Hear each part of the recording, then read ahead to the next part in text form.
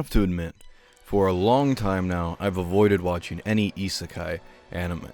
Mostly because they always turn to be the same, they always have the same type of characters, and there's really none that have been really that interesting as of late.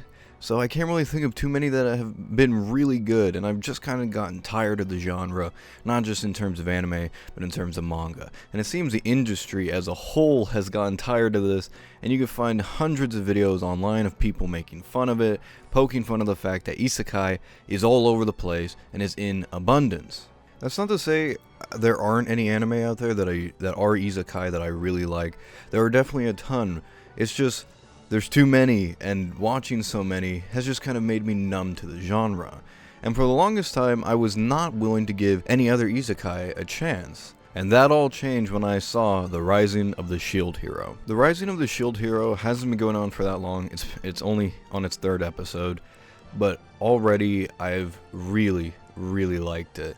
And I really didn't think I would. I kind of just put it on my list of anime to watch just because I was a little bit curious. I didn't know anything prior. I never read the manga that it was based on, so I just put it on there just for fun, just like, hey, why not? It seemed like it could be something pretty interesting. But as I started to watch it, it was much more than just that, and as I went through each episode, which there are 3 as of now, it slowly became probably my favorite anime to watch this season. Now, don't get me wrong, I'm not saying it's the best anime. There are other anime that I do think are better, like Love is War is a great one that I also love, and A Promised Neverland is also a fantastic show. However, in terms of anticipation, I found myself wanting to watch this Shield Hero show a lot more than those. And I don't really know why. Well, I do know why. It's the characters. A part of the reason why I'm kind of sick of Isekai are the characters. They're always kind of stereotypical. You got either your Gary Stu or your very nice guy, and then you got your pretty cute girl who is, of course, an excellent fighter. The Rising of the Shield Hero is a lot different from that, and different in the way that they present the main characters. This is one of the first times that I've seen the main character, Naofumi, just super bitter, very angry, and not perfect. He's very clumsy in the first episode, very kind of lousy, doesn't know much, and as the series progresses, he becomes bitter and just kind of angry and full of hate and cynicism. And this is what made the character really likable to me, because it was completely different than what I was used to. And it was very interesting to see a different take on a main character, to see the show follow the character not be a very nice guy, and instead be a very kind of bitter guy. Someone who's angry at the world and hates everyone around him. Then on the other hand, you have the second main character, Raftalia, which is his sidekick, as you will, or her sword, who in the beginning is very broken, mentally ill, a child, and has to learn to fight for herself because she ends up becoming his slave. Now, no, it is not in a bad way. It's a good thing in the show, and they blossom from there, as the character development is actually really good within the first 3 episodes. I really love these 2 characters, and I really loved how the voice actors did a great job of portraying these characters. I really enjoyed their dynamics. I really enjoyed how they met and how they blossomed from just he bought her as a slave and she was mentally ill, to now she's a skilled fighter and he's her shield. It's very interesting in that way, and I do love the story that the whole universe encompasses. I'm not going to summarize it because this isn't a review, but these are just more of me venting my thoughts, and I was just surprised that I really liked this anime that much. Now, of course, the animation's great, the action can be entertaining, but I just really love the characters and the overall story.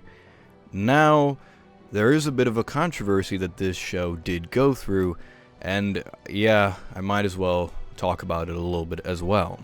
So a lot of people have been talking about this whole rape allegation, this fake rape allegation that happens in this show, and I heard about it before the show came out, and unfortunately I did, because it does spoil the show quite a bit, which sucks, but hey, what can you do? And a lot of people were saying this in a negative light, how it was just kind of dumb to have it there, that's not a good thing to put in a show, which I don't get it. I've seen it in other shows done very well, but whatever. But people have talked about this and have said how bad it is and how distasteful it is, because this is a fake rape allegation that makes him bitter after all. And a lot of people say that this doesn't belong in the show because it's trying to push an agenda or something like that, and how, oh, this type of stuff doesn't happen, or if it does, it rarely does. Now, I'm not here to say there's an abundance of these whole rape allegations that turn out to be fake. I'm not here to say that, and I'm not here to create a controversy myself.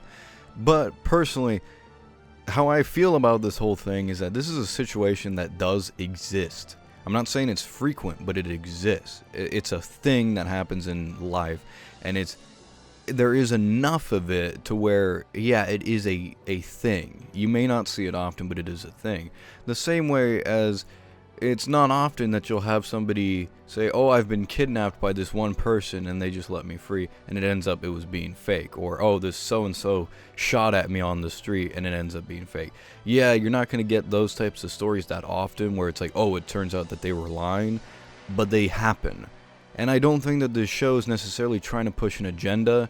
I mean, after all, this was written by a woman, so I don't know what kind of agenda she'd be trying to write. And so when I went into the show, I wanted to judge it based on how does this play into the story? Is it just there, or does it actually have a significance? Hence why I waited this long to talk about it. 3 episodes in, and yes, this still hasn't a significance. It not only changes the characters and how he feels about the whole situation and how he feels about everybody, but it changes just in general the people around him. Like everybody, how they treat him, everything's different. Everything changes, and it is a constant thing that you will see throughout the story. It's not really pushed or thrown into your face, but it is there, so it does play a role, and therefore I don't find it as distasteful as some might perceive it to be. So my final word on this show, to give a little going out, would be I do recommend people at least check this out. It's only 3 episodes into a 24 episode long series, which I can't wait to see more. I'm really enjoying it so far. I haven't found something that I've particularly disliked about it, so I really like the show, and I do recommend you guys check it out. I really like the characters. The controversy didn't bother me, and that's one of the reasons why I want to make this video.